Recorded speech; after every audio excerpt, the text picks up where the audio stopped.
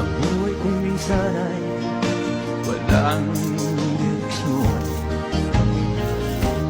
tila kay lupit-lupit itong panahon. Huwag kang mawawalan ng pag-asa, kailanman ay di nag-iisa.